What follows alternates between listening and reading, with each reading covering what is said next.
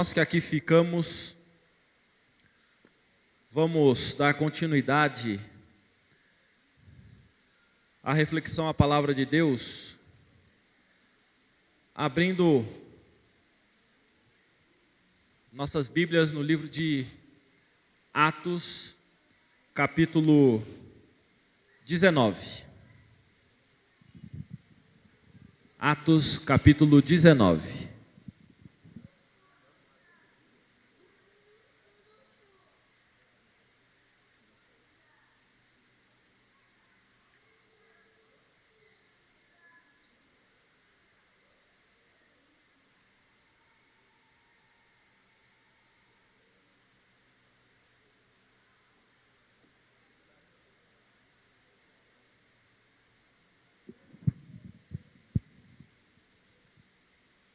Atos capítulo 19, faremos a leitura de todo o capítulo. Peço que os irmãos acompanhem.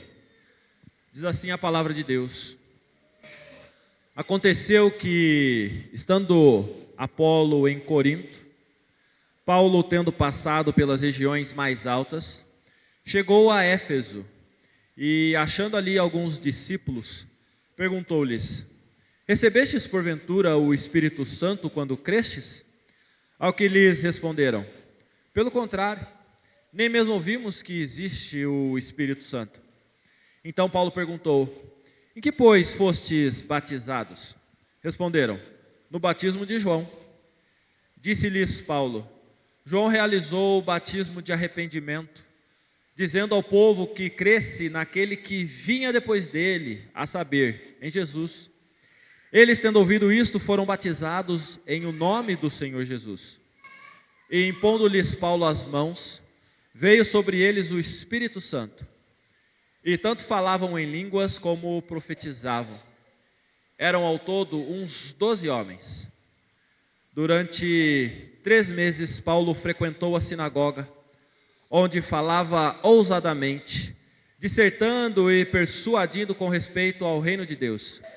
Visto que alguns deles se mostravam empedernidos e descrentes, falando mal do caminho diante da multidão, Paulo, apartando-se deles, separou os discípulos, passando a discorrer diariamente na escola de Tirano.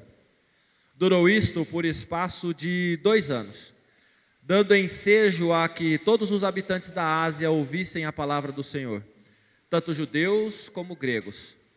E Deus, pelas mãos de Paulo, fazia milagres extraordinários, a ponto de levarem aos enfermos lenços e aventais do seu uso pessoal, diante dos quais as enfermidades fugiam das suas vítimas, e os espíritos malignos se retiravam.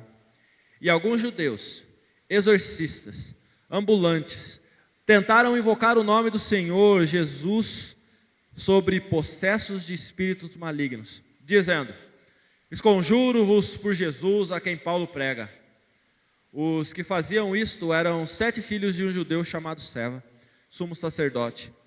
Mas o espírito maligno lhes respondeu: Conheço a Jesus e sei quem é Paulo, mas vós, quem sois?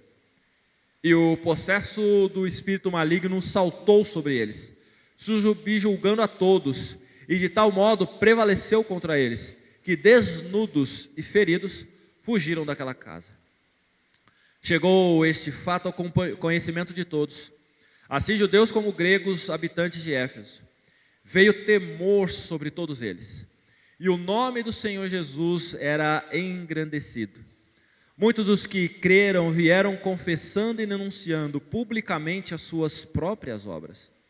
Tendo muitos dos que haviam praticado artes mágicas, reunindo os seus livros e os queimaram diante de todos.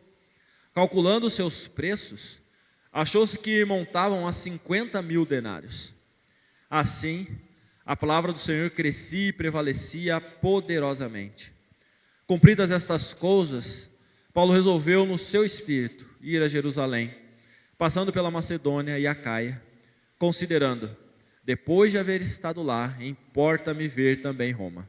Tendo enviado a Macedônia 2 daqueles que lhe ministravam, Timóteo e Erasto, permaneceu algum tempo na Ásia. Por esse tempo, houve grande alvoroço acerca do caminho, pois um ourive chamado Demétrio, que fazia de prata nichos de Diana e que dava muito lucro aos artífices, convocando-os, juntamente com outros da mesma profissão, disse-lhes: Senhores, sabei que deste ofício vem a nossa prosperidade. E estáis vendo e ouvindo que não só em Éfeso, mas em quase toda a Ásia, este Paulo tem persuadido e desencaminhado muita gente, afirmando não serem deuses os que são feitos por mãos humanas. Não somente há o perigo de a nossa profissão cair em descrédito, como também o de o próprio templo da grande deusa Diana ser estimado em nada, e ser mesmo destruída a majestade daquela que toda a Ásia e o mundo adoram. Ouvindo isto, encheram-se de furor e clamavam: Grande é a Diana dos Efésios, pois a cidade tomada de confusão, e todos a uma arremeteram para o teatro, arrebatando os macedônios Gaio e Aristarco, companheiros de Paulo. Querendo este apresentar-se ao povo, não lhe permitiram os discípulos. Também as iarcas, que eram amigos de Paulo, mandaram rogar-lhe que não se arriscasse indo ao teatro. Uns, pois, gritavam de uma forma, outros de outra, porque a assembleia caíra em confusão, e na sua maior parte nem sabiam por que motivo estavam reunidos. Então, tiraram Alexandre dentre a multidão, impelindo os judeus para a frente. Este, acenando com a mão, queria falar ao povo. Quando, porém, reconheceram que ele era judeu, todos a uma gritaram por espaço de quase 2 horas: Grande é a Diana dos Efésios. O escrivão da cidade, tendo apaziguado o povo, disse: Senhores Efésios, quem porventura não sabe que a cidade de Efésio é a guardiã do templo da grande Diana e da imagem que caiu de Júpiter? Ora, não podendo isto ser contradito, convém que vos mantenhais calmos e nada façais precipitadamente. Porque estes homens que aqui trouxestes não são sacrílegos, nem blasfemam contra a nossa deusa. Portanto, se Demétrio e os artífices que o acompanham têm alguma queixa contra alguém, há audiências e procônsules que se acusem uns aos outros. Mas se alguma outra coisa pleiteais, será decidida em assembleia regular, porque também corremos perigo de que, por hoje, sejamos acusados de sedição, não havendo motivo algum que possamos alegar para justificar este ajuntamento. E havendo dito isto, dissolveu a assembleia.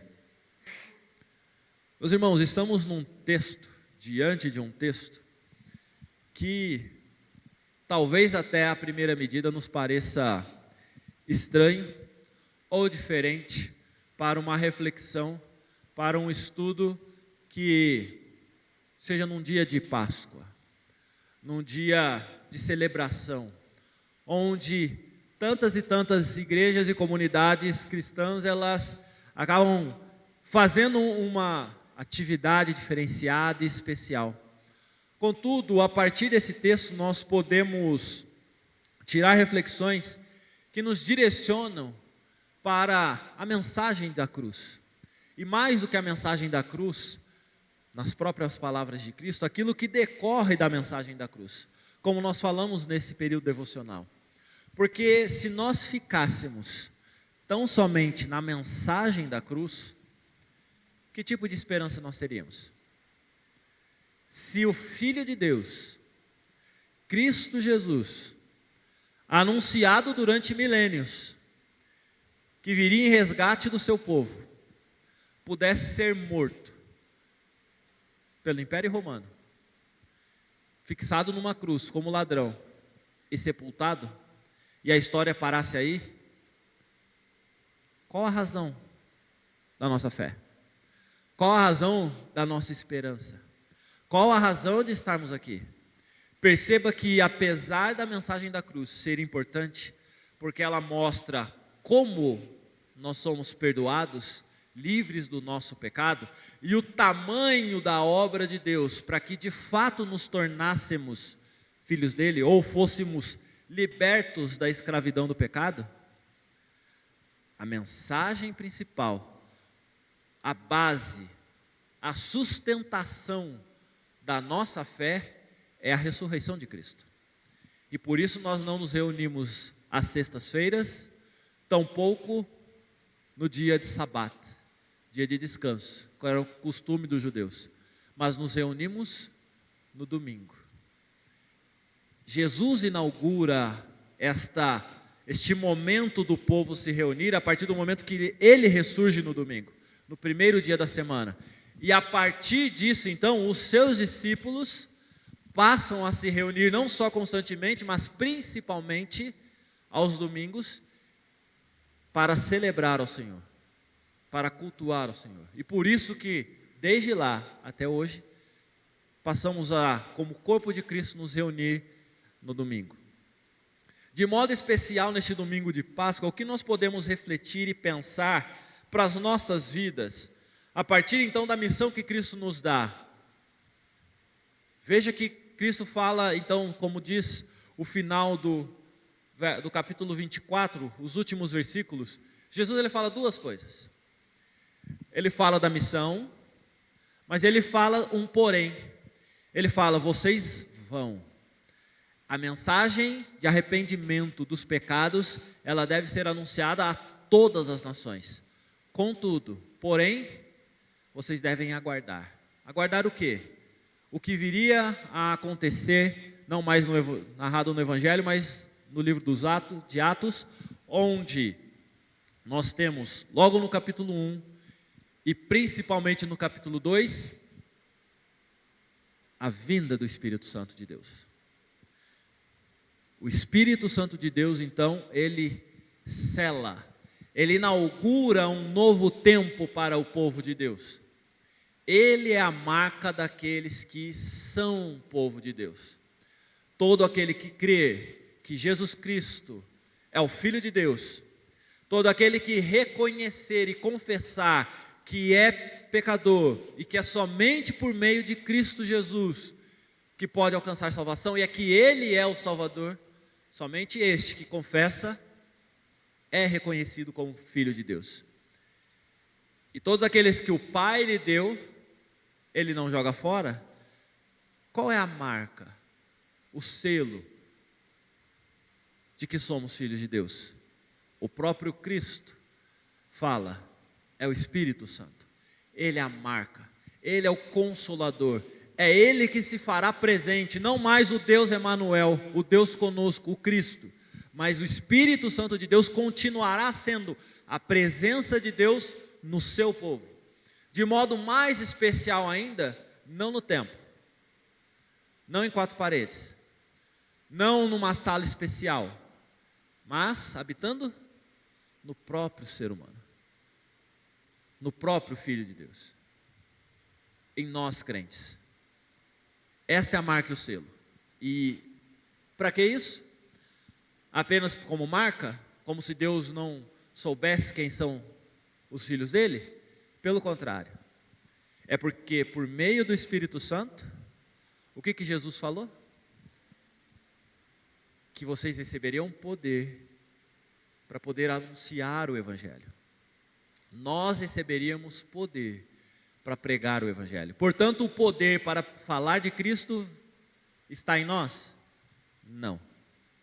Está no Espírito Santo de Deus que habita em nós. E o capítulo 19, ele vem narrar vários momentos de exemplo do que é esse poder de Deus. Veja que a pregação do Evangelho, portanto, ela parte já do poder de Deus, o Espírito Santo. E o próprio texto mostra que aqueles que não acreditam nisso e que tentam fazer por mãos humanas, vão se dar mal. Veja que, pulando o começo então, do verso 1 ao verso 7, que vai dar o contexto, então, onde Paulo está, né? Nós vamos ter o verso 8 a 20, manifestando o poder de Deus. Quando Paulo está lá, durante 2 anos, pregando, nos primeiros 3 meses na sinagoga, e depois então, sendo impedido de pregar na sinagoga, ele prega para todas as pessoas, né, no teatro. Veja que, de um lado eu tenho o poder de Deus sendo manifesto onde?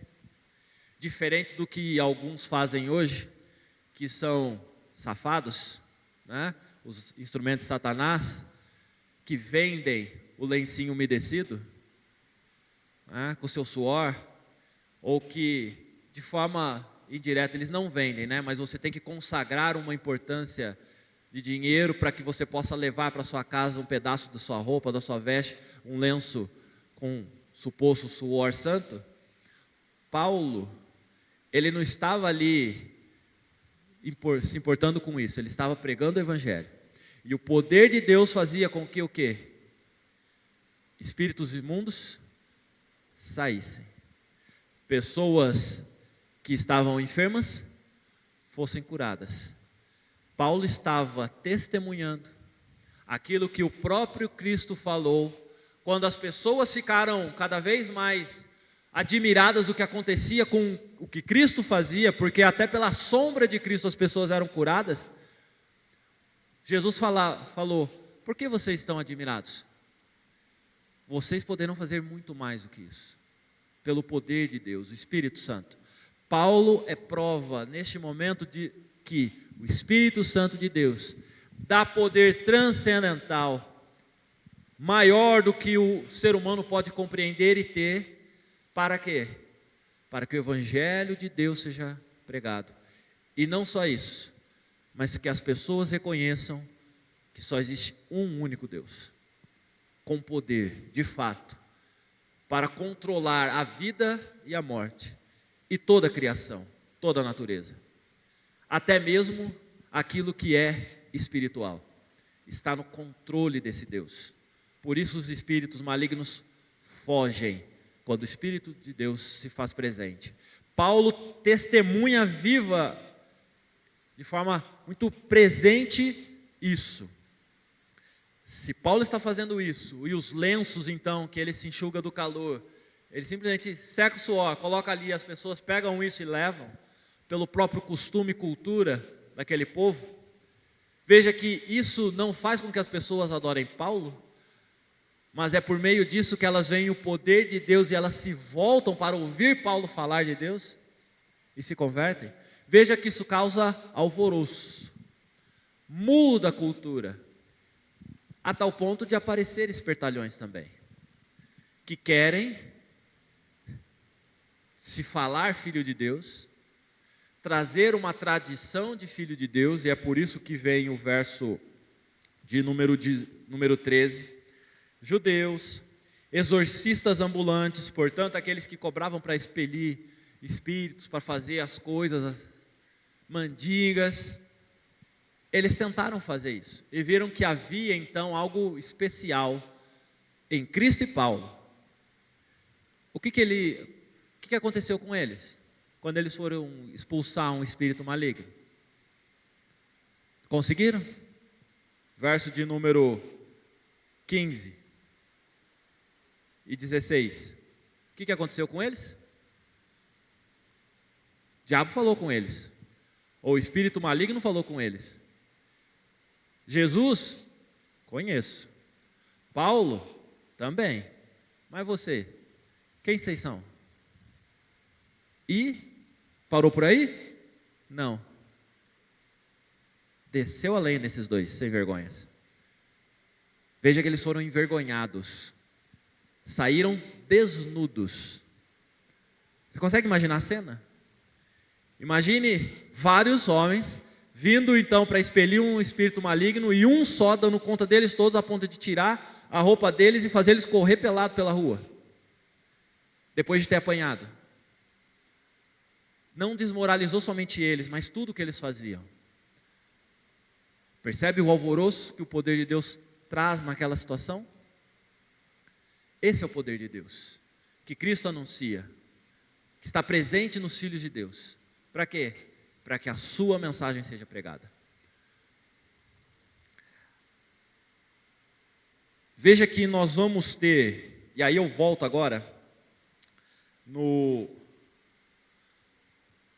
verso de 1 a 7, para entendermos não só com isso, mas também o verso 21 e 22 e até a partir disso o verso 23, que isso só aconteceu porque o verso de número 1 a 7 reafirma o que eu acabei de falar.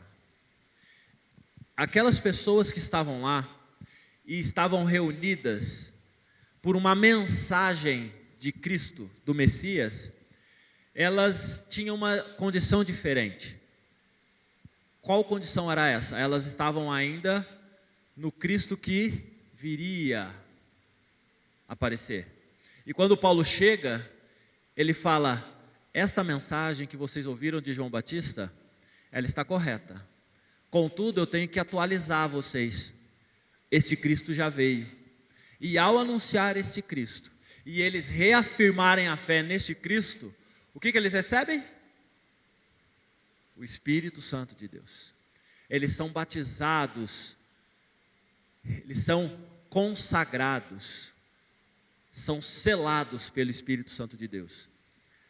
Vale um parênteses importante, né? A gente ouve muito o termo batizar, mas os irmãos sabem o que significa batizar? Já ouviram? Se lembram do que significa a palavra batizar? Que já é algo que acontece em outras religiões e também já existia para o povo judeu.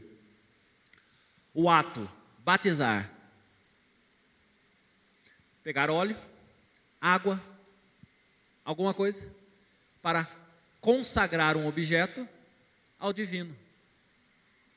Então você pode ser batizado em nome de qualquer Deus e segundo qualquer objeto, como símbolo dessa separação, dessa consagração, desta dedicação então ao sagrado. Então você vai ter batismos em várias religiões, em várias seitas, em várias seitas secretas, comunidades. Ao longo da história você vai ter o quê? Um rito de batismo. Até dentro do tráfico você tem o batismo para a entrada dentro do grupo. Batismo, portanto, não é algo exclusivo do povo cristão. Agora, existe algo que ninguém mais tem. Ser batizado em nome do Pai, do Filho e do Espírito Santo. E com este ato de confessar Cristo Jesus e ser consagrado a Deus, você recebe poder de Deus. Você agora é um emissário deste Deus. Você agora é representante deste Deus a ponto de ter até mesmo poder deste Deus em você. Para quê? Para pregar o Evangelho. Para que mais pessoas encontrem um caminho de arrependimento, que é Cristo Jesus. Feito tudo isso, eu estou na introdução. Por que na introdução? Né? Porque a outra parte é rápida e prática. Mas essa introdução é a base, sem a qual a gente se perde. Assim como esses poucos homens não entenderam que eles precisavam se converter, para daí então ter poder de fato, alguns hoje fazem o quê? Em nome de Cristo, e até tendo Cristo na plaquinha da igreja, o que eles fazem? Cobram para manifestar poder, cobram para expelir demônios, cobram para ter cura, e cobram até para você ficar rico. Poderia até ser processado por esquema de pirâmide nessa história, né? De você junta 10 pessoas aqui, dá dinheiro, porque daí a gente vai retribuir o dobro. Aí cada um desses 10 junta mais 10 aí, dá dinheiro, porque daí vocês vão receber o dobro. Todo mundo recebe o dobro, né? Afinal de contas, a conta, que é Deus, dono de tudo, Ele distribui aí. Mas para isso é só uma taxinha básica. Não é isso que a gente ouve? Não é isso que a gente vê? E todos eles estão vendendo o quê? E se anunciando como o quê? Detentores do poder de Deus.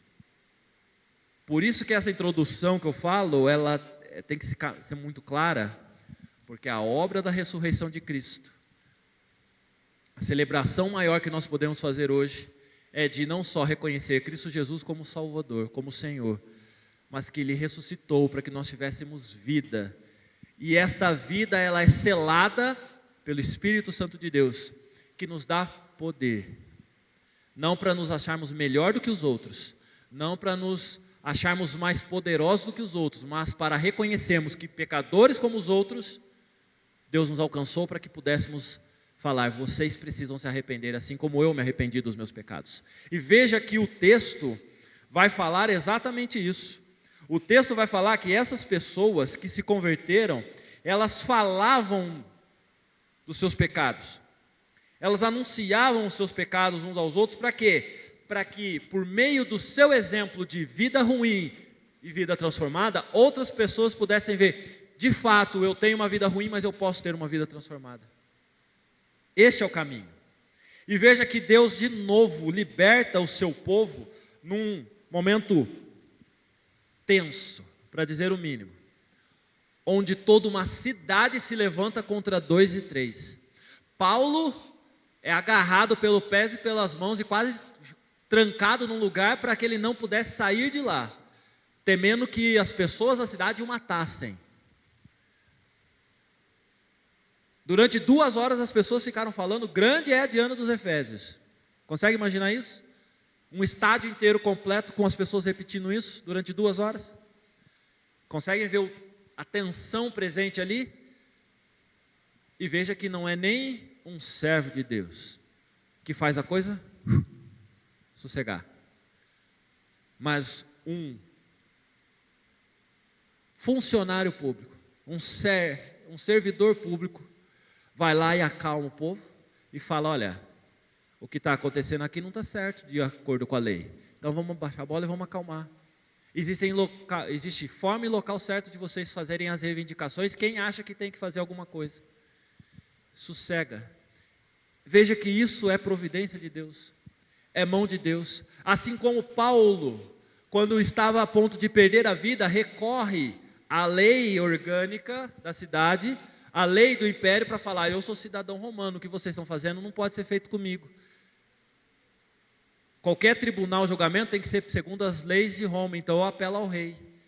E Paulo é liberto, e ele consegue então passar mais um longo tempo pregando o evangelho, mesmo preso. Meus irmãos, existe algo na pregação do evangelho que Cristo anunciou e que, semelhante aos discípulos que não entenderam muito bem o Cristo ressurreto, o Cristo não estar no sepulcro, às vezes a gente se perde e não entende. Quando nós anunciamos Cristo Jesus, nós não devemos temer nada. E isso não significa que o mal não vá acontecer, tampouco que o perigo não esteja espreitando a porta. A palavra de Deus, ela não diz isso. Ela diz que você tem poder para pregar o evangelho, em qualquer condição. Isso pode custar a sua vida? Pode. De fato pode custar a sua vida, como custou a vida de muitos. Mas, não tendo o apego a esta vida, e entendendo que a minha vida ela somente vai ter uma mudança, e uma boa mudança, porque eu deixo de estar entregue a uma luta contra o pecado nesta vida aqui, para agora viver a eternidade na glória sem pecado algum. Então, se eu tenho essa perspectiva, eu percebo que, como o próprio Paulo fala, o viver para mim é Cristo, o morrer, lucro. Por quê? Porque só tem um motivo de eu estar aqui: Cristo Jesus. E se eu não estou mais aqui, é porque Deus não quis que eu tivesse, então eu vou estar numa condição melhor do que eu estou agora. Eu não vou precisar pregar, por quê? Porque eu já estou junto com Cristo, cumpri a missão. E a sedução deste mundo nos faz ter muito mais apego e amor a esta vida do que a vida por vir. Isso é natural nosso, todos nós estamos nisso. E portanto, se faz importante neste momento, domingo do Senhor, dia de Páscoa, reafirmarmos a obra de Cristo, que ressuscitou e que nos deu poder, não para ficarmos aqui, mas para anunciarmos, pregarmos arrependimento. Essa é a primeira parte que a lição nos mostra. A segunda vem com algo que o próprio Cristo falou e que acompanha a gente. Não só nesse texto, mas aí eu convido os irmãos a irem para o Evangelho de Lucas. Nós vamos ler mais 2 textos para entendermos e fecharmos a história, a aula. Evangelho de Lucas, no capítulo 10, verso 25 a 37. Evangelho de Lucas, capítulo 10, do verso 25 a 37.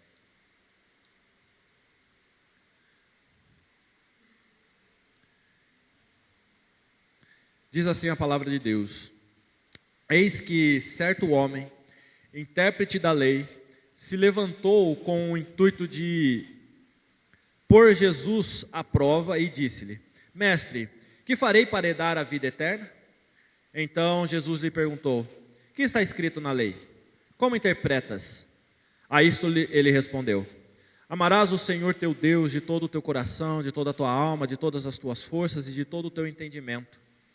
E amarás o teu próximo como a ti mesmo. Então Jesus lhe disse: Respondeste corretamente, faze isto e viverás. Ele, porém, querendo justificar-se, perguntou a Jesus: Quem é o meu próximo? Jesus prosseguiu dizendo: Certo homem descia de Jerusalém para Jericó e veio a cair em mãos de salteadores, os quais, depois de tudo, lhe roubarem e lhe causarem muitos ferimentos, retiraram-se, deixando-o semi-morto. Casualmente, descia um sacerdote por aquele mesmo caminho e, vendo-o, passou de largo. Semelhantemente, um levita descia por aquele lugar e, vendo-o, também passou de largo. Certo samaritano, que seguiu o seu caminho, passou-lhe perto e, vendo-o, compadeceu-se dele. E, chegando-se, pensou-lhe os ferimentos, aplicando-lhe óleo e vinho, e colocando sobre o seu próprio animal, levou-o para uma hospedaria e tratou dele. No dia seguinte, tirou 2 denários e os entregou ao hospedeiro, dizendo: Cuida desse homem, e se alguma coisa gastares a mais, eu te indenizarei quando voltar. Qual destes 3 te parece ter sido próximo do homem que caiu nas mãos dos salteadores? Respondeu-lhe o intérprete da lei: O que usou de misericórdia para com ele. Então lhe disse Jesus: Vai e procede tu de igual modo. Veja que esse trecho, ele também aparece em outros 2 evangelhos, em Marcos e Mateus, como resumo dos 10 mandamentos. O primeiro: amarás o teu Deus de toda a tua alma, de todo o entendimento, com toda a tua força e com todo o teu ser. Esse é o primeiro e mais importante mandamento. E veja que quando nós amamos a Cristo, nós estamos amando Deus, cumprindo o primeiro mandamento, porque Cristo é Deus.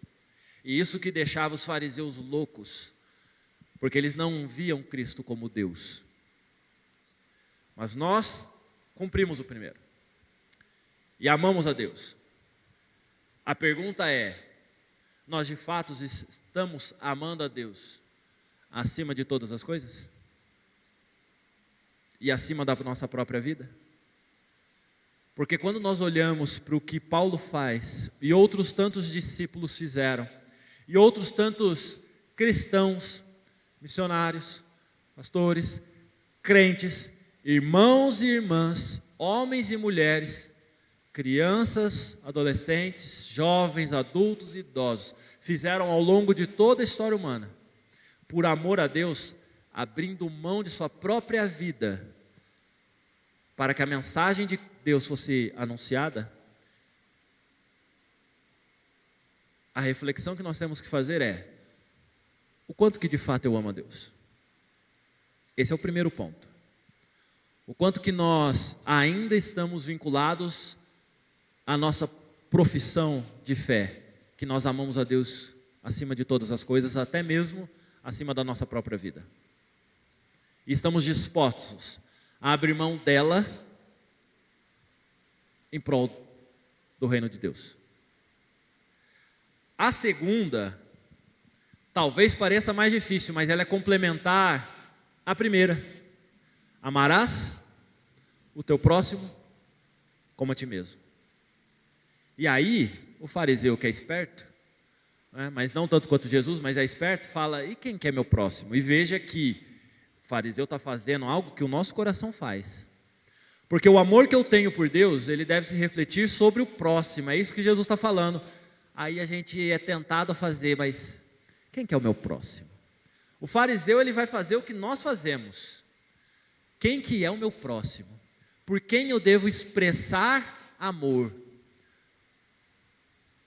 E por isso a pergunta do fariseu. Então não dá para condenar o fariseu nesse ponto, porque a gente tem a mesma postura dele. A gente escolhe quem é o próximo.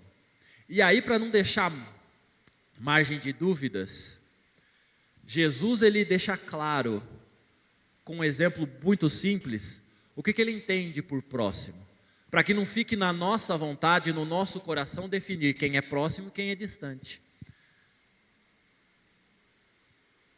Momento de reflexão. 3 segundos que seja. Pense no seu coração.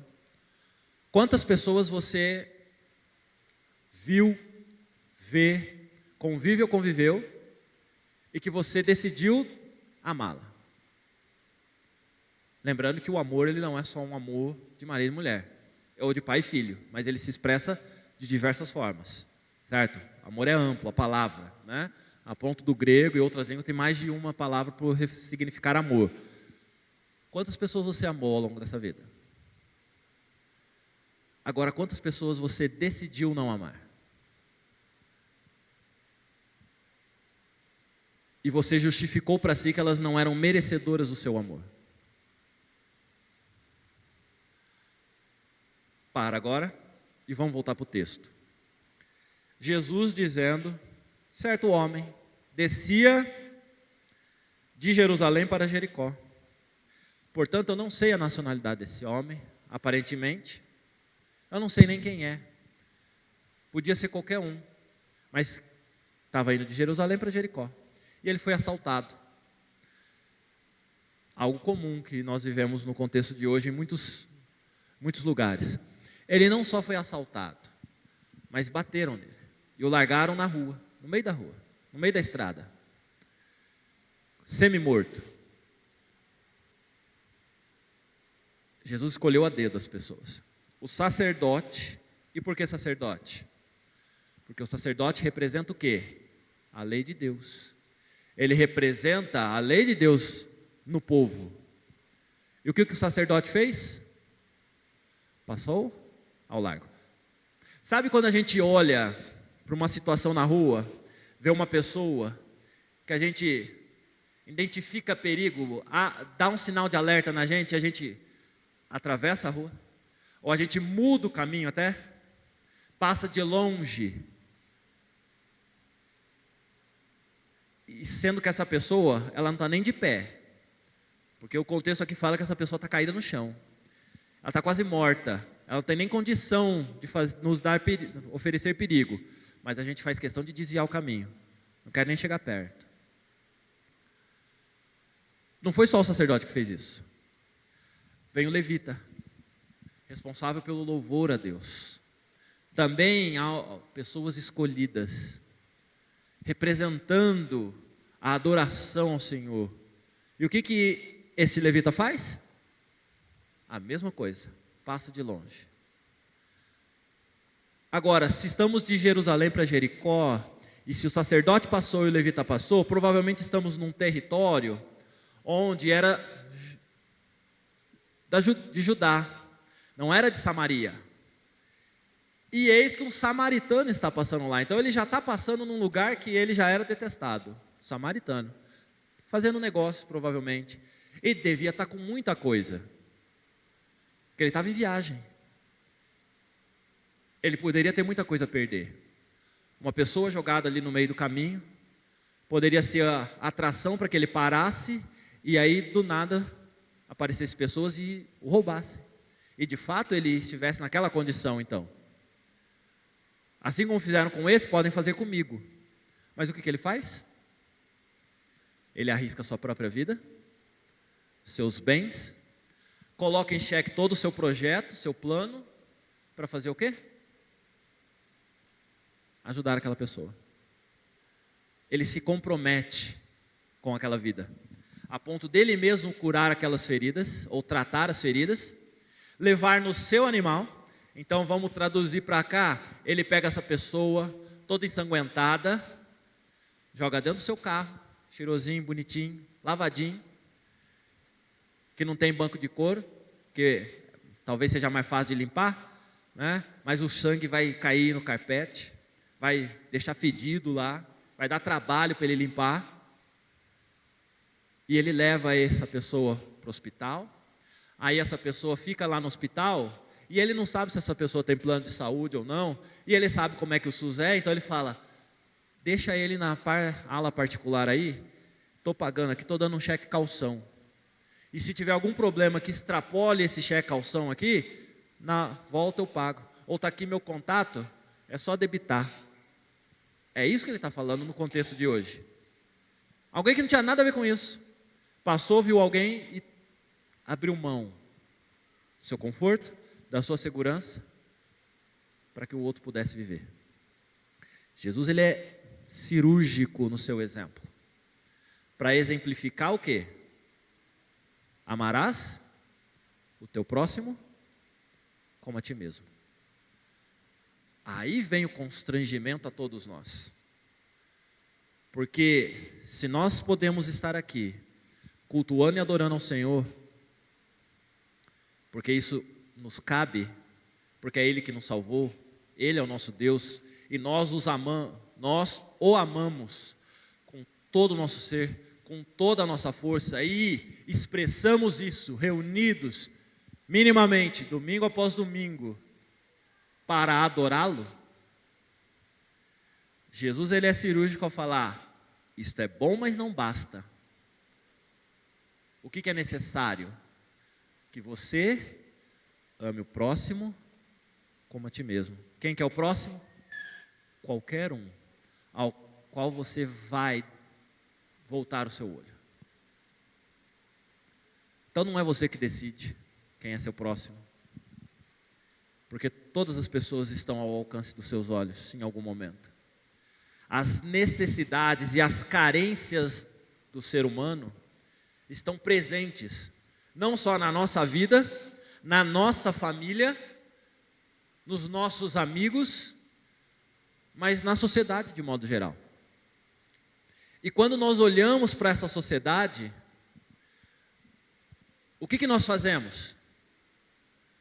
Ou o que nós somos impelidos a fazer? Pela nossa vontade, miserável, pecadora, e até mesmo usando uma desculpa de somos filhos de Deus, em alguns momentos. Não tenho nada a ver com isso. Não é coisa de cristão. E eu me distancio, me afasto, passo ao largo, ao invés de ir em direção àqueles que são necessitados. Paulo podia muito bem ficar em Jerusalém, mas ele foi para os gentios, e ele sofreu, na pele, mais de uma vez. Aí é só você olhar para Coríntios, que você vai ver a narrativa do que ele sofreu, quando ele tem que defender o seu apostolado. Qual história feliz nós temos dos discípulos, ou do fim de vida dos discípulos, dos 12, ou melhor, dos 13, né? Vamos tirar um, que tirou a própria vida, que traiu Jesus, olha para os outros 12 então. Alguém sabe de uma história feliz que eles chegaram ao final da idade, aposentaram, tiveram uma casinha, né? Ficaram pescando no riachinho, contando história para os netos. Foi isso? Não.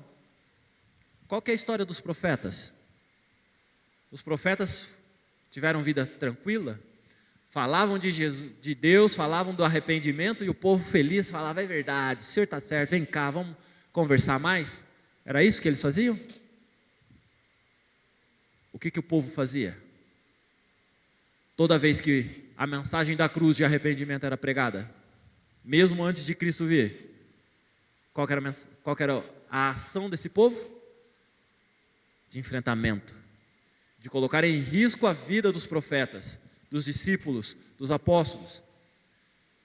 O que nós esperamos hoje, quando nós pregamos o Evangelho? Que as pessoas aceitem. E desde quando a história diz que elas vão aceitar assim? Pelo contrário, o exemplo é de que, quando nós pregarmos, o que vai acontecer com a gente? Vai acontecer coisa boa ou coisa ruim? A tendência de acontecer? Coisa ruim. A nossa vida vai estar em perigo? Com certeza. Com certeza nós estamos nos colocando em perigo. Contudo, assim como o samaritano, colocando a vida em risco, o que nós devemos fazer? Passar ao largo ou ir em direção ao que está morto, ao que está semi-morto, porque ele pode ter vida, porque você está levando vida para ele. Percebe como Jesus ele é preciso e cirúrgico no exemplo dele? E se não bastasse isso, vamos para Tiago, já acabando meu tempo. Carta de Tiago, capítulo 2.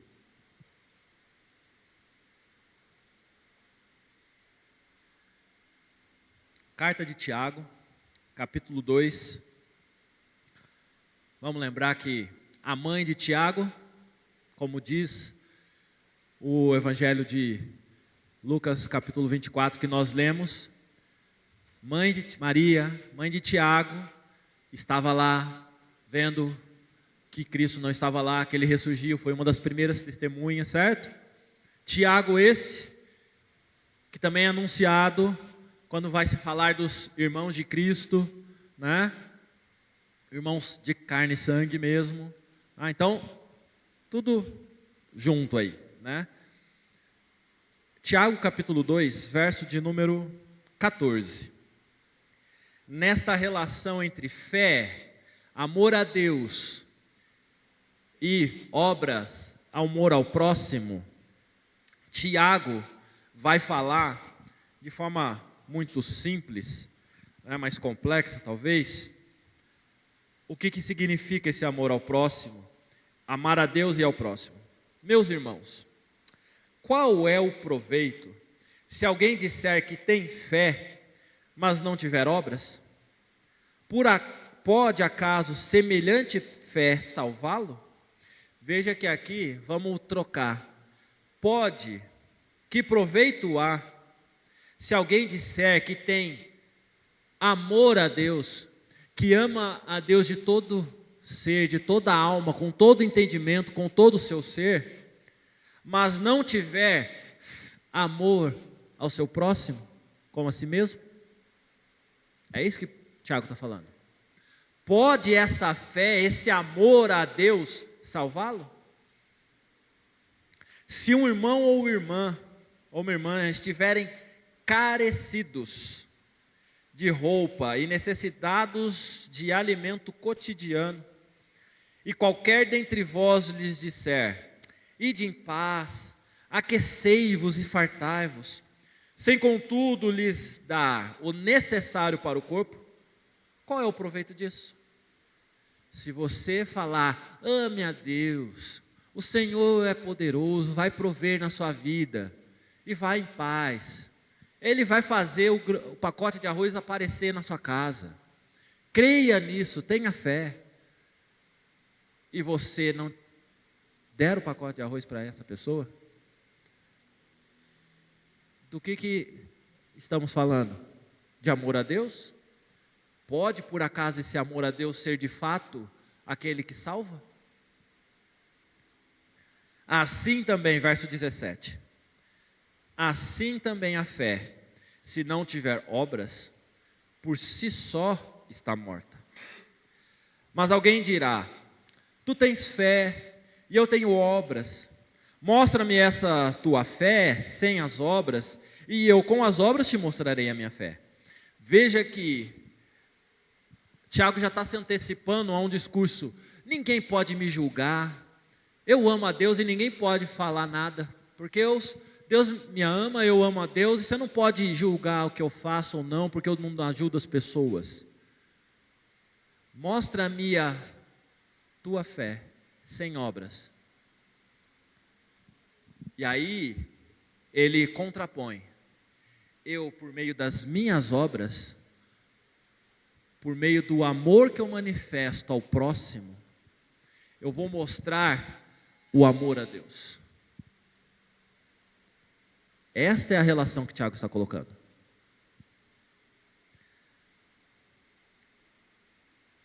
Verso 19. Crês tu que Deus é um só? Você ama a Deus? Fazes bem. Até os demônios creem e tremem. Se você só está na relação vertical com Deus e não tem preocupação nenhuma com essa relação horizontal, o diabo também crê em Deus, e mais do que ele crê em Deus, ele treme. Ele até é capaz de cumprir a vontade de Deus, mesmo desgostoso disso, porque ele teme a Deus. Às vezes, nós, amantes de Deus, não cumprimos o amor ao próximo. E, portanto, se queres, tememos a esse Deus que nos ordena, que nos dá uma missão. Continuando. Queres, pois, ficar certo, ó homem insensato, de que a fé sem obras é inoperante? Não foi por obras que Abraão, nosso pai, foi justificado quando ofereceu sobre o altar o próprio filho Isaque? Vês como a fé operava juntamente com as suas obras? Com efeito, foi pelas obras que a fé se consumou, e se cumpriu a escritura, qual diz: ora, Abraão creu em Deus, e isso lhe foi imputado para a justiça, e foi chamado amigo de Deus. Verificais que uma pessoa é justificada por obras e não por fé somente. De igual modo, não foi também justificada por obras a meretriz Raabe, quando acolheu os emissários e os fez partir por outro caminho?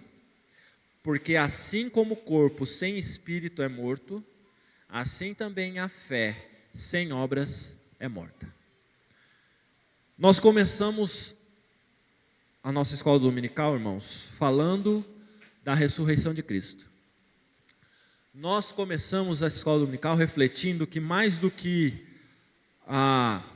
o sacrifício, a ressurreição é que nos dá vida. Contudo, esta ressurreição que nos dá vida, ela tem um propósito, que a mensagem da cruz, da ressurreição, o arrependimento para a vida, seja anunciada a todas as nações. Isso só é possível pelo poder de Deus. Poder de Deus esse que nós vimos em Atos 19, como na vida de Paulo, como exemplo do que o poder de Deus pode fazer. Livrar da morte, do perigo, mas também transformar vidas. Por meios que nós consideramos até refúgio. Um lenço com suor é capaz de mudar, transformar. Mas isso tudo nos direciona ao olhar para as palavras de Cristo, quando Ele fala que o nosso amor a Deus, que nós tomamos consciência pela conversão e pela ação do Espírito Santo em nós, ela não deve ser uma questão vertical apenas. Ela deve se dar numa relação horizontal. Ela deve ser expressa pelo amor ao próximo. E quem é o próximo? Senão todos aqueles que nós nos deparamos à nossa frente. Independente do perigo que esteja à frente. Porque se nós não manifestarmos em nossas vidas, em nossas decisões, em nossas atitudes, o amor a Deus, Tiago te desafia a mostrar se de fato você ama a Deus, ou se nós amamos a Deus. Porque o amor a Deus reflete amor às pessoas. E não há amor maior do que anunciar Cristo Jesus, vivo, ressurreto, como nós celebramos no dia de hoje. Que Deus nos abençoe. Tire o nosso medo e temor do coração, para que possamos anunciar e cumprir a missão que Ele nos tem para a vida. Tem mais criança para subir? Tem? Vamos.